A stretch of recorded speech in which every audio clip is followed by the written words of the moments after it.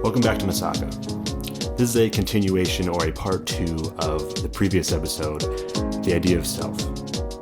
In this episode, we discuss the difference between finding, creating, and accepting yourself. Enjoy.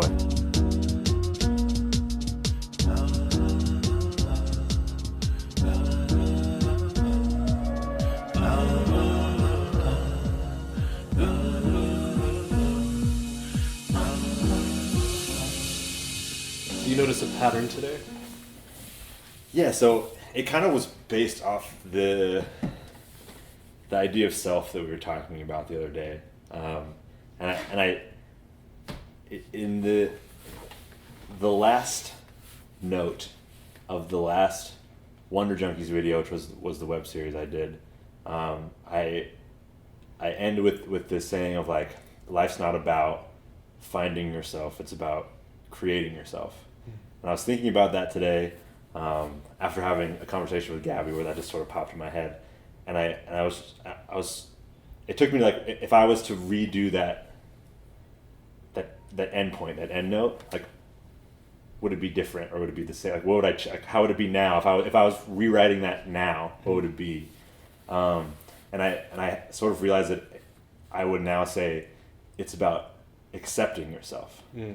So it's sort of has been this pattern through my life that I've noticed, where like I started by trying to find myself, and I realized like that's a futile battle because you just changed too much, right? So like to look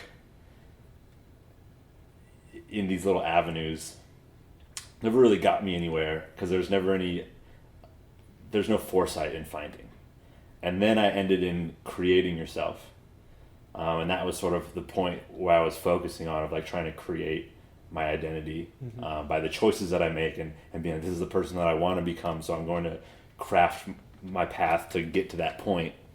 And then now I'm sort of thinking back on it. I think what I've really been doing since then is accepting myself, of realizing like there's these parts about me that I can't change, that are there, and I'm not going to find them, I'm not going to create them. So it really matches the sort of pendulum swing thing we were talking about earlier, of like finding was like only looking backwards, and it was the pendulum was swinging to the left, and then creating is only looking forwards. So it's the full pendulum swing to the right, and sort of ending on accepting yourself, like taking the bits and pieces of like what just exist no matter what, like the things that you can't change about yourself, and being okay with them, and you, again, as a superpower, using them for good, and just trying to do that is sort of the middle ground in between those two. And it sort of fit all those concepts of like, you go too far left, you go too far right, and then you center somewhere back in the middle. I think that's really good, because that works off the idea that says, in quotations, self-acceptance is the only way to like know yourself and create a version of yourself that you actually relate to. I have two interesting splits, a concept that splits into two different things based on what you just said, which I think might add to that. Cool. I remember there was a time when I was getting ready to start doing a lot of meetings, and I was interested in this idea of creating a company and doing a lot of black suit, red tie meetings, and sitting down with people that have stone cold faces and, fucking impenetrable egos, and as we all do when we're 18. Yeah, we all think about this. But there's this time when I was like ready to do that, and I was even encouraging myself to, because I thought it would be helpful if I wanted to like take the next stretch into business attitude, and being somebody who's... So it's almost like you had this idea of what business was, and you wanted to create a business around like that, like schmoozing, networky part of it. Yeah, and just by having the qualities of being able to schmooze, by having schmoozing qualities, by being able to sit down with important people and not be phased or threatened or afraid. Yeah, fake it till you make it keeps popping into my head as you say this. Yeah, for sure. Yeah, but. And that actually rests partially on the ideas, because I was very ready to do that But I knew that if I was going to do that then, at that point, I wasn't going to be that person. The way that I would be that person is by faking it till I made it. And that kind of the fits in the creating yourself exactly section of. But what's interesting is that you're right. What's interesting about that is in order for me to, if I was to take that path, what I'd have to do is accept, one, that I didn't have those skills yet, and two, if I was going to be in those meetings with people that were just the Burns, the Mr. Burns of the world and stuff, I'd have to know that there was a little part of myself from before, and I'd have to have some observer for that, because if I didn't, then I knew that I'd lose myself in it. Because I remember thinking about it and playing out different sims in my head. Yeah, there's no anchor point, so yeah. you could just float off into that. Yeah, yeah, and that's kind of the finding yourself. Right? Exactly. It's like the looking backward, because you have to start always, like the first question in the search for self identity, we'll call it, is you just start with like, who am I? Mm-hmm. Like that's the first. So like you naturally have to start with like trying to find yourself. Just like it's like being in a dark room. And the first thing you're gonna say is, where am I? Yeah. And you have to start by looking around in that room and sort of fumbling around in the dark until you find something that you can grasp on and make sense of, and then you can build out from there. That's a fucking great analogy, because it also makes me think of the game Amnesia. Have you played Amnesia? I have not. Well, the idea of Amnesia in the game is that you slowly uncover the facts around you. Amnesia is like a first-person horror point-and-click video game, and you can walk and move. It's almost like having amnesia. Yeah. You'd start by saying, who am I? Yeah, exactly. But I mean, that's also an interesting point, is that when you think about amnesia and when you see amnesia depicted in media, the first question the person asks themselves almost always is, who am I? Well, that's what we are in the beginning. Like a baby is just a person with amnesia. Yeah. It's not different. So I mean, maybe that's, and then you get in kind of like this philosophical territory where you start asking yourself, maybe I just did have all these things, and just doing things is a process of remembering who I was. But I mean, that's cool. But I still haven't mentioned, I guess, the second concept, which was that this idea that I built for myself called locking in. And locking in essentially is it is just self-acceptance. So it's just a different name for it. But locking in meant looking at all the things I had done and had not done, all the skills I had and didn't have, and mostly mostly paying attention to skills, because I was thinking about, how do I approach this in a way where I'm like able and skillful enough. Approach what? Oh, taking on the business attitude, Okay. going forward and talking to big heads and actually standing up for myself and faking it mostly. But what's ironic is that in order to do that with them, I had to lock in and understand where I was at. Like, I'm not very good at, in moments, keeping composure when talking to people about things that I don't know a ton about. I don't have a ton of, I didn't at the time have a lot of resilience when it came to being doubted in front of a group of people by somebody, like somebody criticizing a point I made, and then not only proving that point, but also shifting the group back to being in my favor. So I had to lock in at that time and accept. I had not only accept all the parts of myself that I didn't want to accept, but it's sort of like a humbling compromise of all the things you have and haven't done, where locking in is just saying, you know what, this is how much money I have. You know what, these are the number of steps I've taken by estimate. You know what, these are the things that I feel and think and do on a regular basis. These are the habits I have. And then what happened when I started using that concept was that this sensation set in, and the sensation felt like, I guess you could call it peaceful. It was kind of peaceful, but mostly it was empowering, because there's something nice about knowing how little resource you have. It's something nice about knowing that you're not much. There's something nice about knowing that you don't know what it means to know who you are, and don't know how to find out who you are. Yeah, well, it's almost the parallel of not what someone is capable of when they just don't have that much to lose, right? Mm-hmm. Like it gives you the freedom to do bigger things and take more risks and try things. Like it's someone who's unjaded by failure will always take a much bigger step than someone who's tried something and fucked it up or failed at it. So it is that it's yeah, it's the naivety of, it's almost like the naivety of youth. It's like you haven't been jaded by fucking anything up, so you can take a step into something without knowing exactly what you need to be in that space. And sometimes it works. I think this leads in perfectly to a new type of format for the podcast. Not one that we do every time, but where we pick a specific Misaka, figure out if we have made it yet, if either of us have made it, Okay. and try to make it, and then try to look at examples of each of our versions of that Misaka. So I'm thinking, why don't we make the topic of this self-acceptance Misaka? So like the topic of the conversation is self-acceptance. Yeah. And let's try to build out our self-acceptance Misaka. Well, because that makes me want to go back to that sort of original pendulum swing, and just sort of to re-examine or reframe it through the Misaka lens of like, if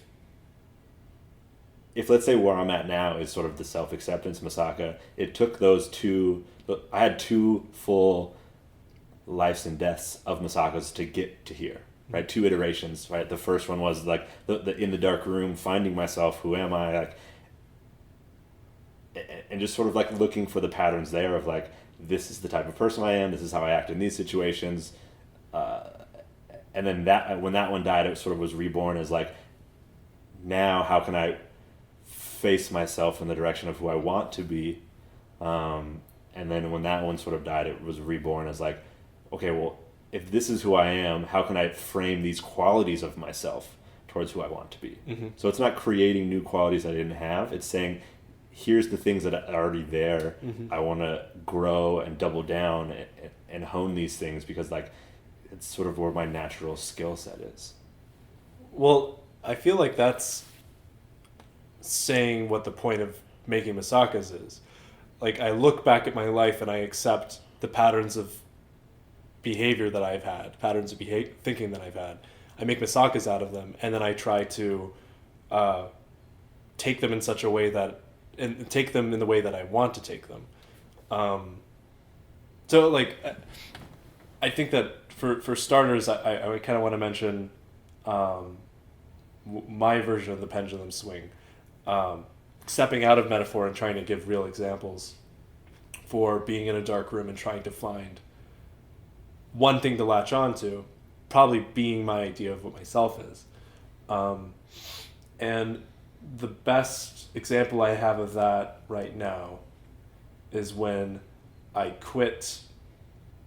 Well, the most recent one was quit knowing somebody that I had known for a while, who I was very impressed upon by sentence structure. Somebody who I had known for a while, who had helped me learn a lot of things and taught me many things, and I considered a really good friend. And it's very easy. I found in the path that when you know somebody and you like their qualities and you adopt some of their qualities, it's very easy to just think that you're satisfied with that. It's very easy just to say, well, like, my dad likes fishing, so by proxy, I love fishing. God, is that how easy it is? I grew up in Chicago. I love the Chicago Bears. Life is really fucking simple. But that's not enough, and it's definitely not enough for me. And the process I went through very recently, and I'm still on, is going back and rediscovering the parts of myself that were constant throughout that period of adopting another person's qualities. It was kind of like... Interesting. Well, it's almost like you walk into someone else's room in the dark, and you're finding their stuff, and you're like, this is mine. Yeah. But it actually was theirs the whole time. Well, it's also hard to admit that you like you want to look into someone else's room, and you don't want to see that it's well lit and there's furniture in there, and they have a radio set up, and they have like fucking diplomas on the wall Yeah. and You don't books that they've You written. don't know that everyone else has their shit together while you don't. Yes, yeah. And I think that what happened was I spent a lot of time in someone else's room, and like, kind of like a goblin, I would like go in there, or a scavenger, I'd go in there and I'd find little pieces, and I'd be like, this is the thing that I want in my room. Like, I don't know that because my room's not well lit enough yet. Also, great analogy. This is gonna carry the fucking episode. We always do it. Yeah. Anyways, but I find a small piece, a remnant of something that I want to see in myself. The issue is, though, when I go in their room that's been lit up and I find that thing, it's their thing, and they made it. Or if they didn't make it, they found it. So either finding the things that you make or finding yourself. But it's almost like it's changing the idiom from you're not finding yourself. It's almost like you're stealing yourself. Yes, you know what I mean. That's like a good way to put it. You're not like foraging in the forest and finding these things that are like I can make a house out. It's like you're like that's in my neighbor's house. That's dope. I'm gonna take this, and it's theirs. Mm-hmm. It was theirs the whole time. So you can't settle it into your foundation. Yeah, because it's not yours. Yeah. I want to finish the story of the process, but I also want to ask you a question. So I'll finish the process first, and then ask you the question. Cool. I spent time with this friend, and I spent time in their room, and I look at the things that they made, these monuments that they made, these sculptures they made, and I chose those things as the parts of myself that I had not yet discovered. Can you tell me what some of those are? The person had like deep convictions about, let's give a good example. Had deep convictions about like certain forms of art, and it didn't matter to me what the art was. Like they really had a deep interest in like one particular style of like hyper-realistic art that you do with like a drawing tablet. And I'd see those things, and I'd like, it wouldn't even be that I was impressed by them, but their reasons for liking those things were so well explored and so well thought out that to me they were right. And in some ways I like thought that art was superior to the things that I would view as being nice to look at. So it's like you didn't have that well formulated thought process or reasoning behind why it was great. Mm-hmm. So you couldn't apply like, oh, well, I like this, but there isn't all these reasons that like make so much like these all make sense. So it must not be as good as this thing. Yep. Yeah. Okay. It was plagiarizing someone else's reasons for liking something, because I hadn't thought enough about the things that I liked, which are some of the parts of I think building yourself, making yourself, finding yourself that are not important. Not enough time spent actually finding yourself. Yeah, it's like you have these spaces, and you're like that's a good, like that makes sense. I'll fill that space with this thing because it makes sense. Mm-hmm. Yeah. How this applies to self-acceptance. After a time of doing this with this person, I realized that all the things I started to put in my room weren't mine. They weren't totally mine. I was wearing someone else's clothes, you know? And once I accepted that, they kind of just went away from the room. And then I looked at the room that I was in and saw do you think there's, sorry to interrupt you, but do you think there's I guess the sort of breaking point is when you looked around and you realized that there was nothing of yours in your room. Like there was so much stuff, like you couldn't push it under you couldn't sweep it under, like you had to acknowledge it. Like it's almost like you could have just been wearing their clothes, and if it just stayed at that, you could have just kept going with this sort of fabrication that you're telling yourself. But you got to the point where you had taken so many of their things into your room that when you looked around, you're like, holy shit, there's nothing that I own in this room. And it sort of forces that acceptance of like, yeah. And also, dead space takes up a lot of room. So when all those things were removed, looking around and seeing that there was nothing how in there. empty your room is. Yeah, how empty your room is. Yeah. But It's like when silence can be loud. It's so quiet that it's deafening. it's like a ringing in your ears because you can't hear anything, which is a funny concept. But when I looked at that, I had to double down on trying to accept that. First, I tried to change it. First, I was like, no, like, and I took some of the things back. I was like, let me just Indian borrow this again, and like, because it is mine. Like, I have reasons for why that's mine, but it wasn't actually mine. Yeah. So, sorry to interrupt you again. It's fine. I just keep having these thoughts. So it sounds like your pendulum swing was more you starting in creating yourself, and then you've been having to swing it now back the other direction towards finding yourself. Yes. Yeah. Definitely. So we had a flipped. We did progress, which again makes sense. Yeah, of course. Because everything has to make sense. So for me, that process started a real process of self-acceptance. And right now, self-acceptance means I don't know. Well, it's your self-acceptance isn't.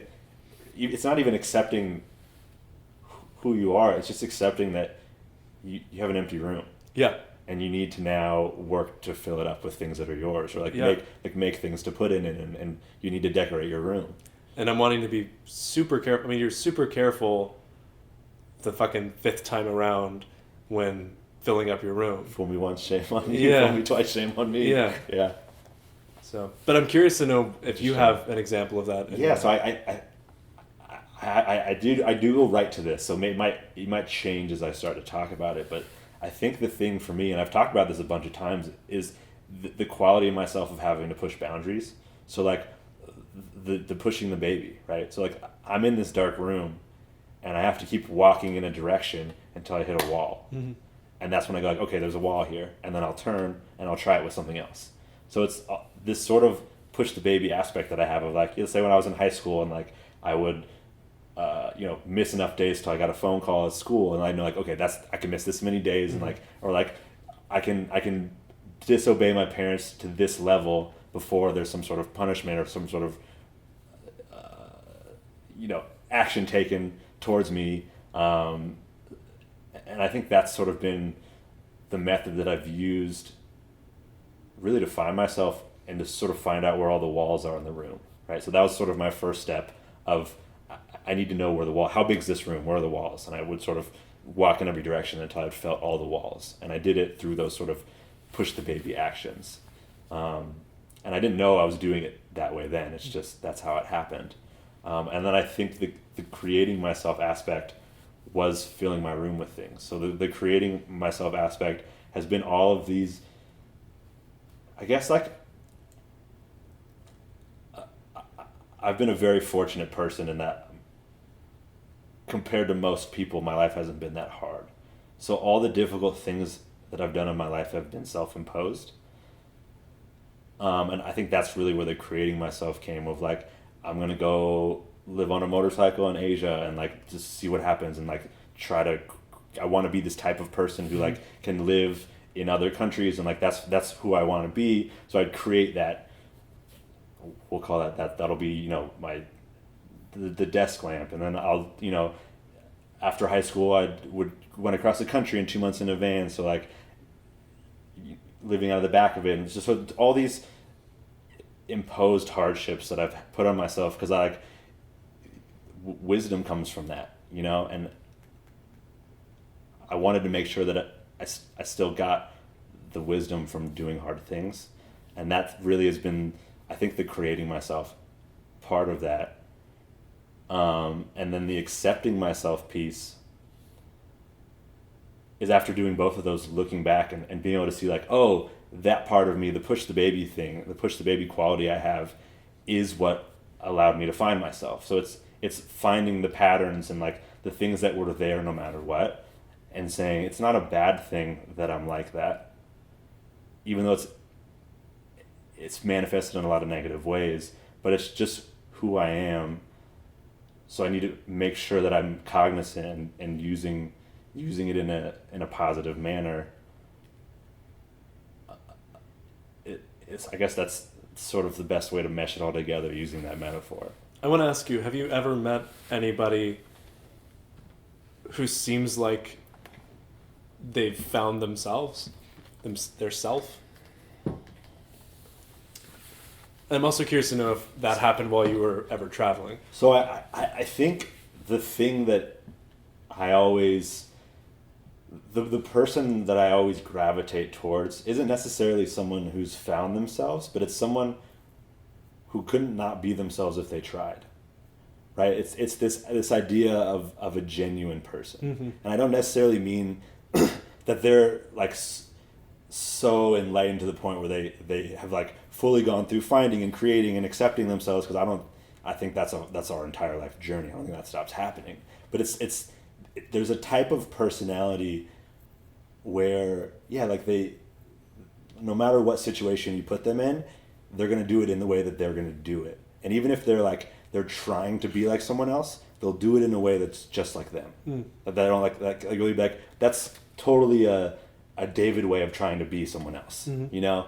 And that's the type of person I've always strived to be around, is that sort of genuine type of person. Because it's hard for me to know how much work someone's put into themselves and seeing themselves that way. So it's more, there's a type of person who just sort of is themselves. Right? Does that make sense? Yeah, it does. Yeah. It's making me think about companion characters in RPGs. I used to play Fallout 3. Great game. Yeah. And I used to play a lot of RPGs, and most of them would be Bethesda RPGs, because I started off with a console, and the RPGs that were most available to me at the time were... That's cool. For me, it was always BioWare. Well, BioWare, Mass Effect. Mass Effect's one of my favorite series. Likewise. Dragon Age. Yeah. Dragon Age. Oh, God, yeah. Well, those are also my favorite RPGs. And honestly, at this point, I think they're more of my favorite. But I remember playing those games, and actually, let's relate this back to... let's say Dragon Age versus Fallout 3. Not as games, not for their merit, but just using these two examples. When I first played Fallout 3, one of the reasons why I liked it so much was the character creation. And honestly, in all of RPGs, my favorite thing to do is make as many archetypes as I possibly can. I'll make a character named, John Strider, who is like, I'll think of Aragorn from Lord of the Rings, and I'll make this character like, a ranger. And I'll make him be a marksman and have a rifle and be very observant, and so I'll increase his perception and things like that. But the creating of the character and having the backstory for the character, favorite part of the game. I've made thousands of characters, few of them have ever completed the game. I'm the opposite. I want to have as little characters as possible. I choose see. one, and even if I'm like, I probably should have chosen another one, I'm like, nah, fuck it, it's too late. Well, what was the name of the character you did for Star Wars Galaxies? Like Leonard the Fish. Leonard the Fish. Yeah. And then I would give mine like first, middle, last name. Yeah. Neither is cooler than the other. For sure. In a way, putting less effort into it means I actually want to play the game. Putting more effort into it means I kind of don't want to play the game. I want to have this experience. But point being, I love Fallout 3. Again, you use your imagination is more fun than the actual game. Exactly. So I played Fallout 3, and that was the reason why I liked that. And I played all the other Bethesda titles. My favorite thing was making characters. And then I remember picking up Dragon Age. And when you pick up Dragon Age, you pick a race, you design your character, and of course, at this point, I'm already injecting a storyline into the character and stuff. But then you're given a little background story.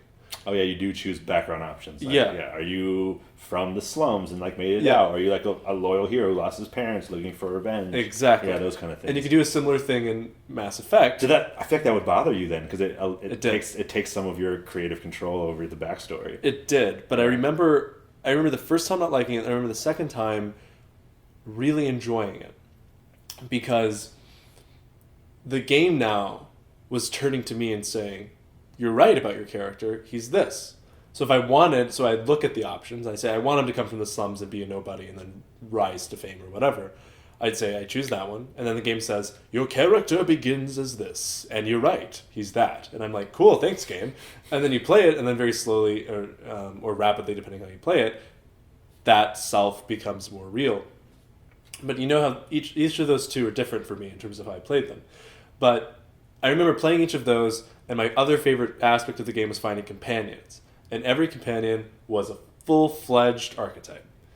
When you're playing Fallout 3 and you meet for some reason, all of the names are eluding me at I was this about point. to say, I'm really surprised if you remember the names of the companions in Fallout 3. Yeah, exactly. So, but you would find a companion. I think maybe one was Moira, and she owned a merchant shop that you would be employed for.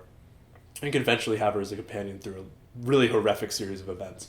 But that was a character that was full-fledged, wouldn't step out of their programmed instructions, and that was fine. And I loved that. Now, the trouble you find, though, or the trouble that I found was that... I already see you can compare that to genuine, yeah. Yeah, exactly. The trouble that I'd find with that immediately is they're so set in their qualities of self, they're so clearly a self, that they're not one, that it's not relatable. That I think that's a good metaphor for what the self feels like to me, which is, like we kind of talked about in the last episode, an observer, not just a series of traits. So finding yourself just doesn't end, because you continually are acting as an observer, moving through time, adding traits and discarding traits. So companions are my best version of you finding a genuine person, which tells you how much I've gotten out. Yeah, I mean, that is interesting in that the only big difference is how you ended it, is that the person doesn't have that, they can have that outside observer, and they will change and do different things. It's not a fully programmed thing, but I do see the comparison there as like, it's almost like you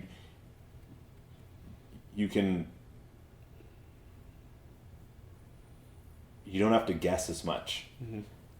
And it kind of gives you a little more of a safety net in knowing what to expect from other things around you. If they are being genuine, you're like, okay, that's who this person is. Yeah, it's almost gives you an easier way for you to see their self. Let me ask you, based on all that we've said, how would you define your self-acceptance, Misaka? And do you have a stage in its life yet? Like, can you pin down if it's in its early stages? Yeah, or... it's very much in an early stage, because I spend a lot of time thinking about it and trying to apply it in different places. And let's say the push the baby part, and just sort of like realizing that like my natural tendencies are, they could be described and have been before as like selfish or assholeless, or like that's part of who I am, and finding different ways that it plays out, and realizing and just sort of saying like it's not negative, right? Like it's just true, and using it the right way. And it's like, even it would very much be an infantile stage, because I'm constantly having to, when I do something that comes from that place of the push the baby place, to not see it as bad, or like when my natural tendency is to think of myself before someone else, like that's not bad. It's just who I am, and to be incredibly vigilant towards that, and the way that I'm seeing myself, because it is easy to fall down the rabbit hole of like, am I just an asshole? Like it's really easy to get lost in that dark place, and see all the times that I haven't used it in a positive way. So it's constant vigilance of like the way that I'm communicating with myself and thinking about myself. And just realizing that because it's true doesn't mean it's bad. I have another question about the difference between self-acceptance and getting stuck as a bunch of qualities. I've been to self-help groups, I've been to AA, I've been to a lot of different group discussions. We had a conversation about this with the recorder on, but not last podcast. And when I would go to those groups, one reoccurring pattern that I saw had to do with people describing all of the flaws that they had noticed in themselves, all the mistakes that they made, and yes, they accepted them, but it always felt like to me they were reinforcing them as being more than just mistakes. It wasn't that they weren't necessarily learning from it, but it felt like they were bludgeoning themselves with the aspects of themselves that they had admitted. Interesting. So there's also, again, I'm just on an interrupting rampage. No, that's great. But there's also the opposite of that, where I've seen people as well, and I've also done this for myself, of like, you can also take that thing that's true, and like, let's say for me, it's what's called being an asshole, but there's also like, there's a level of confidence that is also in there as well, and it's just as easy to take that and go, this thing that's true, this, we'll call it the asshole quality, but I can also see it as like the confidence quality. It gives me a lot of confidence because I naturally have never really cared that much about what other people think of me, and there is a level of confidence that comes with that. So I could just as easily frame it as it's a good thing, and I think that's also problematic because it's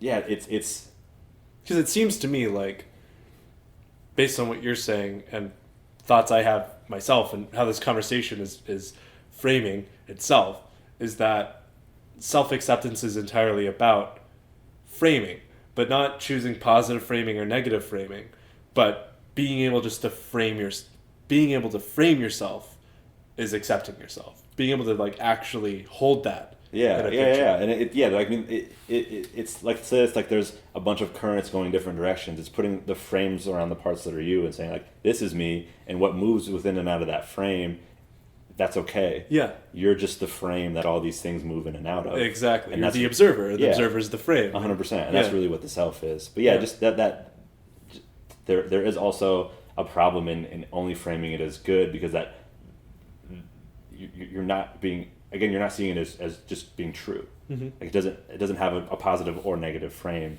if it's just true. But yeah, sorry, continue with your story. Well, I mean, you calling it an interruption rampage reminds me of what my godfather called it. He said that conversations are just a series of interruptions, which I always liked because it makes me think of that same idea that conversations are just stumbling, making sense. Yeah, or. To go on like a slight tangent here, I was watching a movie last night called Children of Men. Fucking great movie. Yeah, fantastic. First time? Yeah. Wow. I'm a first timer. Okay. Yeah, and it really popped my love for that movie cherry. Yeah. It was outstanding. But one of the things about that movie that was most outstanding to me was the set design. There's one moment in the movie when the main character is at Michael Caine's character's house, and he's trying on a bunch of different shoes, and you see the frame, it opens up, and there's just a pile of shoes sitting there, and you know that somebody just threw a pile of shoes down there, but that was intentional, and there was actual set design involved in that. Another shot, that's interesting. Yeah. There's a table set up, and there's a group of people sitting around the table, and there's a small little Bic lighter there, and there's like a candle, and there's like a little handkerchief, and none of that looked not like people living in a space. Like that looked genuinely real to me. And I just like the concept of things randomly being ordered together, but intentionally, and that being something that you draw meaning from, or that's something that you use. I like taking that concept. That's interesting. So my friend Dan, who was actually the guy who shot Wonder Junkies, he was with me in Asia. He's a film major, and he's doing screenwriting stuff now. But I remember that the thing he would always bring up when we were filming was he told me about the first day in his film class in college. The professor went up to the board and he drew a picture of an apple, and then within the apple, within like the red border, he wrote apple, and he said, "Do one or the other." So you either show a picture of an apple or you write the word apple. You never do both. Because you don't need to treat your audience like they'll understand. So like what you just said, like having all the shoes already on the floor, they just drew the apple, but you knew it was an apple because you understand that like when an apple was drawn, you know that's an apple. So like they just showed that like here's these shoes, and they didn't have to say like, and then I'm gonna throw all these shoes on the floor, right? They just showed that image and you understood it was an apple. Yeah. I always thought that was just a really simple way to put communicating something effectively, or even like creating the frame within a film. Definitely. Yeah. Well, I mean, that's done well with exposition too, or really badly with exposition in movies. Children of Men is a good example of doing exposition well, where I think if you have to ask yourself, not too many times, but just a few times, 10 minutes, 20 minutes in the movie, what did that woman say? Like, what did I miss? I have to pay attention to what they just said in the conversation. If you have to pay attention to what they said in the conversation, then the dialogue has purpose. Yes. And not only that, but the exposition is done well, because did I like jump immediately from the beginning log line of the movie to the movie? Like, did the movie open up with, this is exactly what happens before, and this is where you're right now standing? And like, I'm not watching a video of somebody fucking filming the script. I'm watching a movie. Exactly. So in that movie, they did a great job where like I understood the exposition from the beginning, and they did it from kind of like vicariously through a news story when baby Diego, the youngest person alive, dies. Yes. Now, that's all I need to know about where the world's at in terms of what's the main concept that makes this apocalypse happen.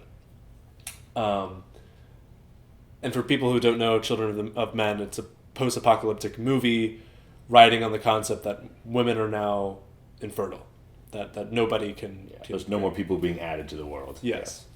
So people are hyper aware of mortality, more than they were before. So I think that's also cool. But I want to ask you, do you think that... Like, I want to ask you if you sometimes try to feign disorder because of how ordered your life is. And if you do that or you don't do that, how do you think that connects to like accepting yourself, accepting the positive aspects of yourself that become banal, that become monotonous? So, in other words, there are things that you do well that you accept as a part of yourself right now, as well as things that you don't do well that you accept as a part of yourself. Those things that you do well, when and how does it become frustrating to have those around? And do you ever try to like distort it to make it almost like more flawed or more towards the other side, so you have more room to add in another good quality? Or when do you get tired of that? When do you get tired of a good quality, I guess? Interesting. First of all, that's a lot of questions at once. So I'll take the first answer that I It was me trying to rephrase 8 times. So they're very much so. I think a quality that I've been able to foster is listening. So I spent a lot of the past few years, and a lot of it comes from traveling, and I think it was sparked from, the Misaka was born from traveling and being in someone else's place, being in someone else's house who invited me in, or being in someone else's country, or being in just being somewhere that wasn't my space. And I had the sort of mindset of like, just be quiet and listen to people. And it got me, it worked that muscle of sort of active listening, and like, that's while I think that's a really good quality, it requires a lot of focus. It's really actually hard to do, to really listen to someone and not be thinking about what you're going to say next, or like have these things going through your head where that sort of shut it off, or, you know, when you have TV on in the background, like I can't do that. Like when I put TV on now, like I need to be watching that. I can't do like have another screen up, or like when I watch a movie, like I don't want to, like that's what I'm doing. And it's become this thing where it's a very exhausting. It drains me a lot. Like sometimes I won't even, if I have like a lot of really weighty conversations with people, or like we're talking about heavy subject matter, my energy won't make it through the whole day. And it's something that I now can't really turn off. I just sort of do it. I listen. And it does have that, where a good quality can sort of become a bad quality, because it inhibits a lot of productivity, and there's a lot of, I take in a lot of, I want to say like things that are toxic or garbage or bad for me, and I really take them in and hear them from things that I probably shouldn't be listening to, or that I could shut off, or that I could half listen to. But because I've I guess honed this muscle of like really listening to everyone, it's become a very draining thing on a lot of other aspects of my life. It's sort of like a kid sitting at the base of a stairs at like a parent's party. Like, okay, so you know that idea, I don't know if friends have had this experience, they shared it with you, but I certainly know I've heard this story before from a lot of different people. But when they were a kid, the parents would wait until everybody was asleep, and then they'd have friends over for drinks.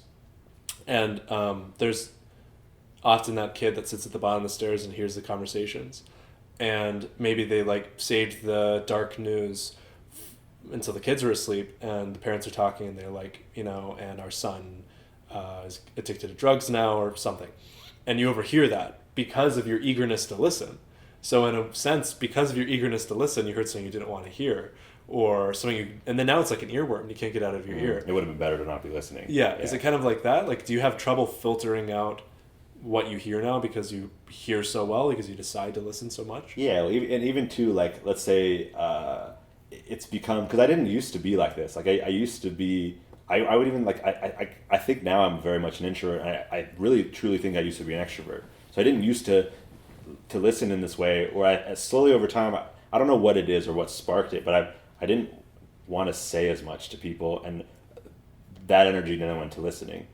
And it has become now where, like, being in a large group and having all of that input and having to decipher and like actually listen to all of that is a very exhausting process for me, or to the point where I don't even want to do it, because I don't know how to not, like, unless I'm like yelling and like being a part of the noise, I intake. So unless I'm like outputting, I'll be constantly inputting, and that's a much more exhausting process, because none of that information is anything I need to keep or hold on to. But when you're really listening, it soaks in, and you do hear all that stuff, and you do keep it. And it's not that like it's in the sense of like I'm hearing things that are about me that are bad. It's that like there are things that I don't need to keep or hold on to. Like just some boring bar conversation with drunk people in a random place. Like even that, like it's like in one ear out the other. Like it goes in, and then I keep it for a while, and then it goes out. You have hyperactive listening. Yeah, it's sort of become that. Are you familiar with a book called Bluets? I'm not. There's this woman who exists, and I'm forgetting her name. Maggie Nelson, I think. Anyways, she, for a time in her life, got obsessed with the color blue, which is an interesting callback to a few episodes ago. Yeah. And she was so obsessed with the color blue that it's all she could think about, and it's all that she could research. And she kept on like running into blue things in her life. She couldn't stop running into blue things in her life. And taking the idea of being oversensitive to something or hyper aware of something, at some point she goes to a museum that's themed entirely in blue art. And she apparently is like taking out notes, and supposedly the one note she takes is just too much. And anyways, what you're saying makes me think of that concept, and then it makes me think of the comment underneath that for me, which is when you really work a muscle, especially when it involves a sense, and you first approach the skill because you think of it as a good quality. You want it to be a quality you have. Yeah, I think that's why I honed it so much, is because I inherently think like, oh, it's good to be an active listener. Yes. So you know that it's good to be an active listener, but you work that muscle so hard. And I was creating myself. Yes.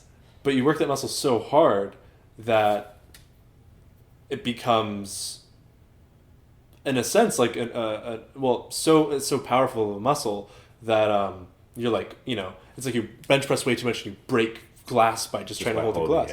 Yeah. So you become a hypersensitive listener at this point, where like loud sounds are annoying, and where conversations, you take in the entire volume of the conversation, which leads me into another idea in this whole dialogue we're having, which is when you are in the process of creating yourself, how do you know when, and do you know when to edit some of those qualities? to remove some of those qualities. Do you? Can you? Yeah. I mean, because you could become a better speaker and not train the listening muscle as much right now. Yeah. And your problem would be kind of solved. That's one question. That's the hard part, right? So like I guess, because going back to sort of what you're saying was when I was sort of working this listening muscle, that was the creating myself part, because I was saying like I want to be someone who's really good at listening and who like isn't the person who's thinking about what they want to say next. Like that's who I want to be, and I worked to create that. And it's sort of by when I started to see that there were these negative repercussions, that maybe I pushed the pendulum swung too far to the other direction. I started to see like, oh shit, like I get exhausted being in groups now. And that's when I can't win. Yeah, exactly, exactly. You never win. One way you're fucking suck, and one way it sucks. Yeah. But it's when I realized that, and it almost kind of fits your example of like, I realized I had to, like, that's someone else's thing in my room, and I started to swing it back where I've been starting by going like, okay, it's not a bad thing that I do it, and it's not a good thing. Was that your version of active listening, or was that the version that you were trying to live to? 100%. It was that someone else's version that I heard about, or like that I heard someone else talk about, and I was like, the reason was so good behind it. Yeah, like the art that I just like that's what listening is. I didn't discover that this is the way I wanted to listen. Exactly. Yeah. So it's been, I think the self-acceptance piece to that has been, first of all, you take the step back and you say like, okay, this isn't a good thing, right? Like active listening isn't by its existence good or bad, because there's both qualities to it. Just like the sort of being an asshole thing, I don't want to keep calling it because that is a negative framing, but the push the baby thing, the negative is being an asshole, the positive is being confident, right? It has both. So to see it as just the push the baby thing or just the listening thing, I've now, as I'm just sort of realizing that it's true about myself, and to sort of combat the negative, I've now put up a very conscious filter on who I'm around. Because if I'm going to be taking it all in with my ear holes always open, I need to filter who's around me so that what's coming in is things that aren't damaging to sort of be rattling around in my head. So that's sort of the action I've taken to counterbalance.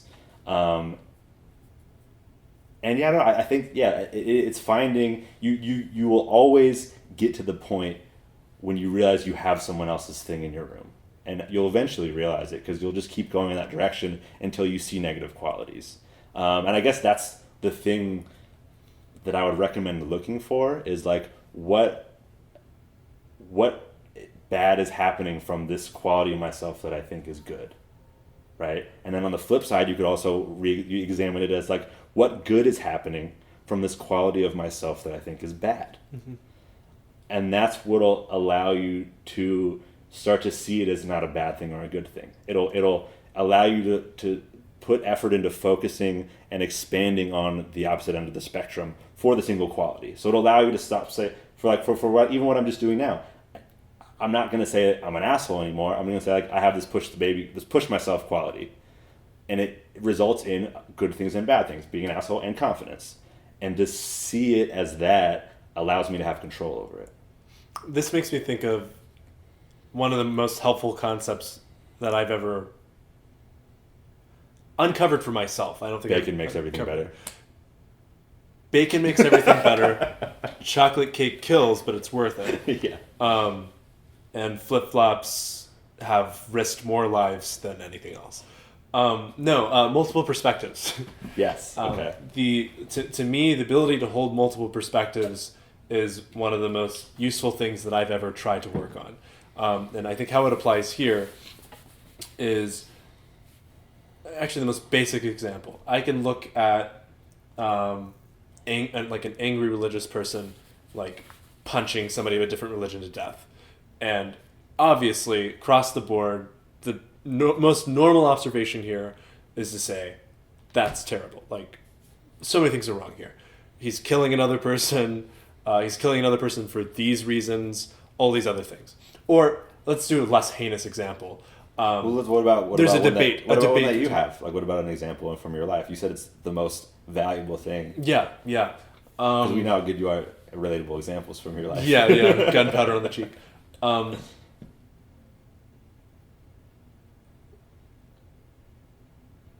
I've a long pause. I've met a lot of people who have very strong opinions, and one of the people I remember meeting had very strong opinions about the value of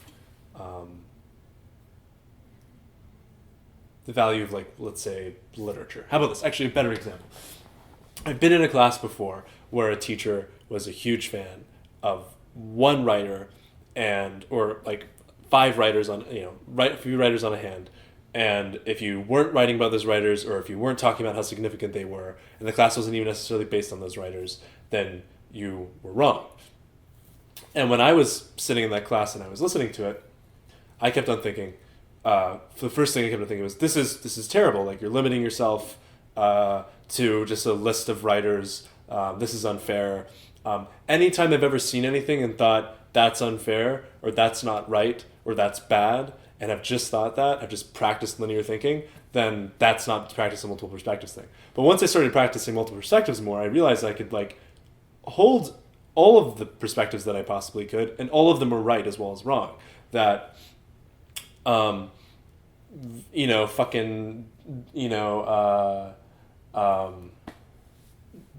Dante's work is just as valid to me and better than all of this other stuff, as well as worse than all this other stuff. And then I could say the same thing about every other author. And the idea is that if I could do that, if I can look at any author that way, then I get the full experience of liking that author as much as I can. Because if I'm holding a single perspective, even if I'm just holding a few, if I'm not trying to hold every one of them and letting them all be right as well as wrong, one, I don't understand them, each of them independently from each other. I don't understand them. And I also don't understand how they interact with each other. I have an even better example. Have you seen American History X? Okay. American History X is a fucking good movie. And it's also a movie that explores neo-Nazism and race better than most movies I've ever seen. Another good example would be, what is it called? It's considered the greatest television show of all time. There's like you get a perspective of the journalist and the gangs and the drug mules. It's very good. The Wire? The Wire. Oh, okay, yeah. cool. Let me take both of those examples. Let's start with American History X because it's less to have to investigate. I could watch that entire movie and be really pissed off at Edward Norton. Really pissed off at Edward Norton. Be like, or even just, if I just watched the first 20 minutes of the movie, 10 minutes of the movie, I could just say, neo-Nazism is terrible, racism is horrible, and I'd be right, I mean, those things are bad.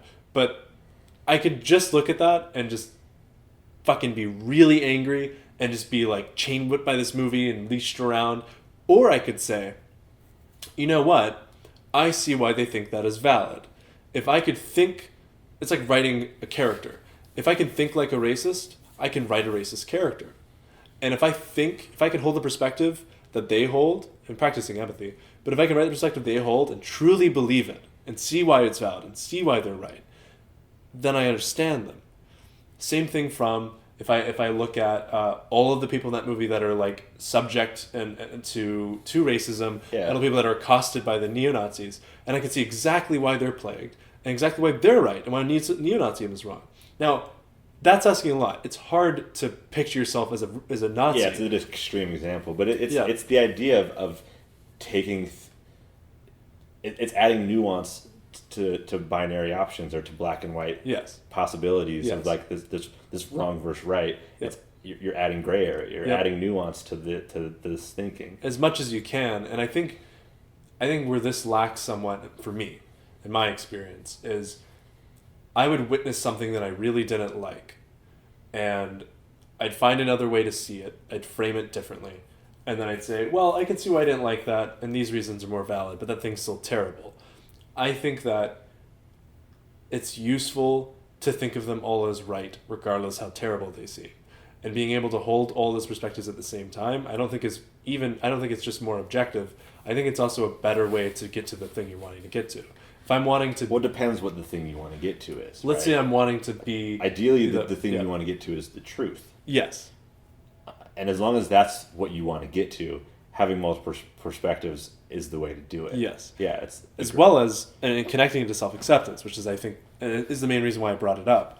If I'm wanting to accept myself, I have to have as many perspectives as I can to accept myself. Because Okay, I see. Yes. see, because if I look at myself and I say, I got really drunk on that night and I risked a lot of things by driving home and all this other stuff, and that was only bad, and there's that. And then I say I'm a drunk or whatever, and that's a part of myself, and I have to accept that, and oh, that hurts. But I could hold another perspective that doesn't disqualify that one. That one's still right. But I can hold another one that says, by doing that night, I had this thought later on. Or by doing that night, well, the reasons were very clear to me. And I look at why the reasons were clear to me and why actually it made sense that I was drunk and I was in a very bad space and whatever. By doing that, my scope for self-acceptance becomes a lot larger. And that the thing that I accept isn't untrue. Or it's close to being not untrue. Yeah. Yeah. Yeah. Because the more perspectives I hold, the better sense I can have of saying, that's the thing I accept. Yeah. Okay, so I think I have a couple loops here that I can close. Please. The first one is that idea of multiple perspectives, going back to what we were saying before you had that idea, is that when you're seeing a quality of yourself and you see it as a good quality, when you then ask what bad things are happening because of this quality, you're creating another perspective, right? So like you'll say like, oh, okay, because I'm this thing that I think of active listening is now exhausting me in all these regular day-to-day conversations that I can't avoid. I've then created another perspective that I can look at that from. Oh fuck, I forgot my second loop that I was going to close. Oh, and going back to framing, and that's sort of the frame perspective, right? If you're just seeing the positive side of it, you're only seeing one edge of the frame, right? By also looking at the negative, you're creating the right side of the frame. So you're actually making the frame around this thing that you can now view it in. Otherwise, it's just this sort of open frame, and you don't know where the frame stops. So it's just this positive thing that you can look everywhere, and you're still within the frame. But by seeing the other side, the other perspective, you're then closing the frame, and you're giving yourself the means at which to look at this thing from and understand it.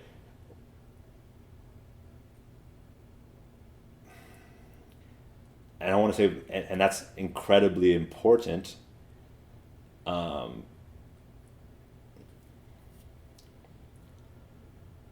Because it allows you to see it for what it is. You can't see all things. You need to decide what you're looking at, decide what you want to be looking at, and then that allows you to then work with that thing.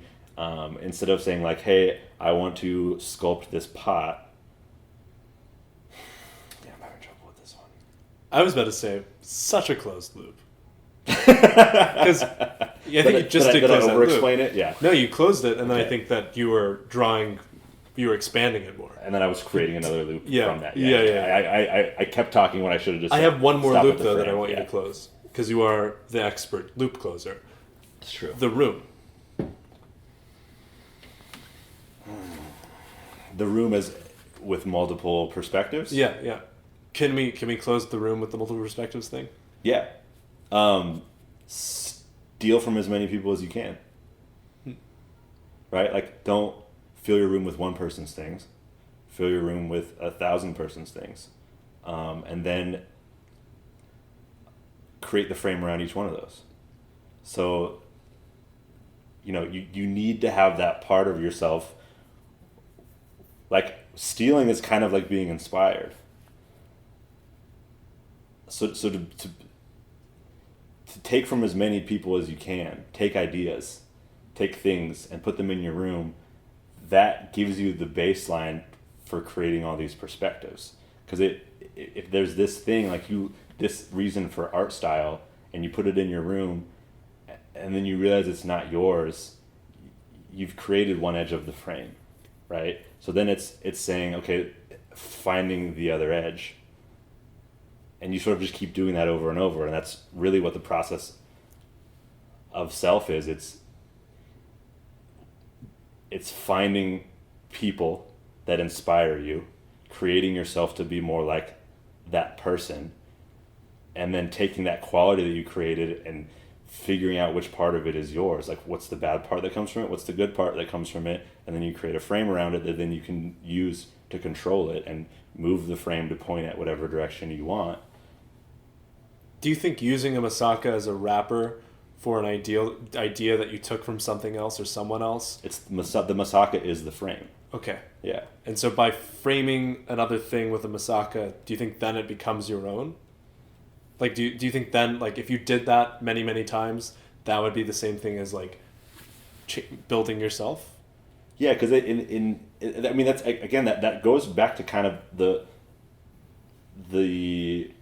linearity of the initial thing that I brought up of, like, you find yourself, create yourself, you accept yourself.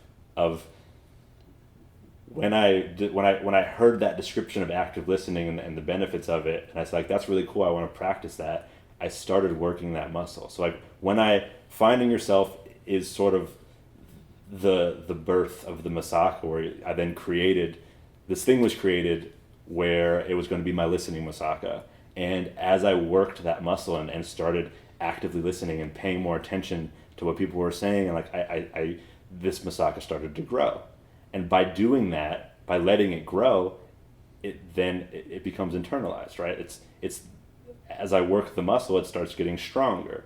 So, like, I have the ability to do all these things. It's just the finding yourself is choosing the ones you want to work on. The creating yourself is working on them, and then the self-acceptance part is realizing the way you can now use this thing you've been working on in the way that benefits you, in the way that works the best for you, because everyone's different.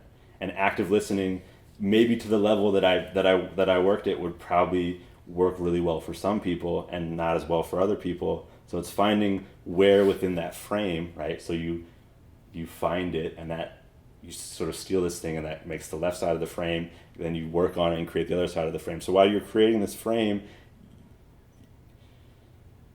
it then allows you to look at it within that frame and go, okay, where within this frame is it the most beneficial for me? And that's where you want to hit. That's the mark you want to hit. Do you think we can capture a high five on the recorder?